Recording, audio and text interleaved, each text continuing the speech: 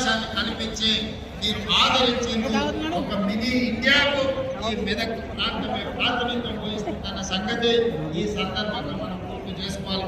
ఈ రోజు ఈ మెదక్ జిల్లాలో పిహెచ్ఎల్ కావచ్చు, పీడిఎల్ కావచ్చు, ఇంగ్రిసైడ్ కావచ్చు, ఈనాడు మనం అభివృద్ధి చేసుకుంటున్న నిమ్స్ కావచ్చు, ఇవన్నీ కూడా కాంగ్రెస్ పార్టీ అధికారంలో ఉన్నప్పుడు ప్రధానమంత్రి ఉన్నప్పుడు జరిగిన అభివృద్ధి కార్యక్రమాలు భవిష్యత్తులో కూడా ఈ అభివృద్ధి కార్యక్రమాలను ముందుకు తీసుకెళ్లిన బాధ్యత మా ప్రభుత్వం తీసుకుంటుంది.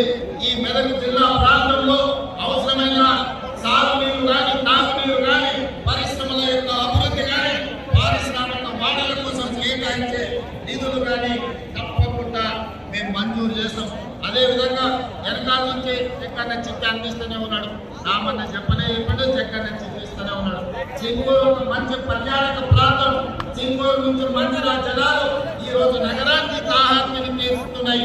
తప్పకుండా ఈ సింగూరు ప్రాజెక్టులో 100% మంచి టూరిజం మీద ఎక్కువ టూరిజం మీద ఆ సింగూరు జలాలు హైదరాబాద్ ప్రజలు ఏదైతే దాహాన్ని తీరుస్తుందో సింగూరు యొక్క అభివృద్ధి కార్యక్రమాలు కూడా నిధులు మంజూరు చేసి ప్రత్యేకమైన సమీక్ష చేసి ఈ అభివృద్ధి కార్యక్రమాలను తీసుకెళ్తామని చెప్పి నేను ఈ సందర్భంగా తెలియజేస్తున్నాను.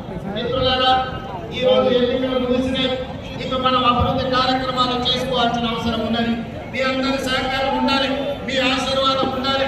ఈనాడు మీకు అందరికీ తెలుసు, తెలంగాణ రాష్ట్రంలో 25,55,364 రైతు కుటుంబాలకు 20,617 కోట్ల రూపాయలు మొదటి సంవత్సరంలోనే రైతు రుణమాఫీ చేసి రైతులను ఆత్మ బాధల నుంచి విముక్తి కలిగించిన ప్రభుత్వం మన ప్రభుత్వం అని చెప్పి రైతులకి ఈరోజు నేను చెప్పదలుచుకున్నాను.